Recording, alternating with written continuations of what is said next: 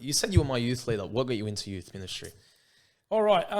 Well, simple as I grew up in church. When I was in youth group, I would have been about probably 12, 13 years old. We only had a very, very small youth group, and we used to sit around a small table on the ground, actually. And as the youth group grew, the Lord brought in different people. To name a couple of names, it was people like David Fagali and David Gossane. I saw the impact it had on my life growing up in youth group. It was, you can't put a value on it. It's just one of those things that really I could not be where I am now without that, learning curve through the youth group. And then as I finished high school, we looked around, myself and a friend of mine, actually, Tim Manor, we looked around and thought, well, we don't have a youth group specifically for the high school age group. We had the youth group which ran from people who were 12 years old all the way through to people who were 40 years old, married or not. Yep. And everyone was in the same room.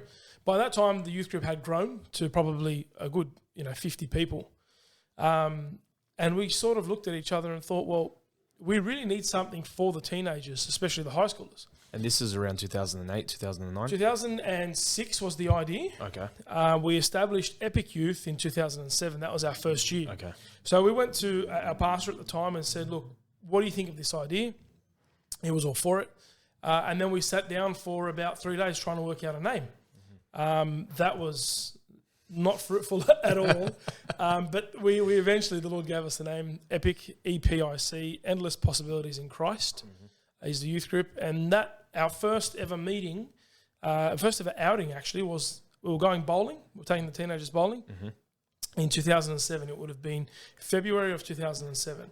And then now we're in our 15th year. And to answer your question, what initially got me into this was the fact that we needed that specifically for our teenagers. And how old are you when you realised that? So I'm 35 now. So I was about 19 when we started talking about it, and when we started it, I was 20. So you're young, man. Yeah, pretty young.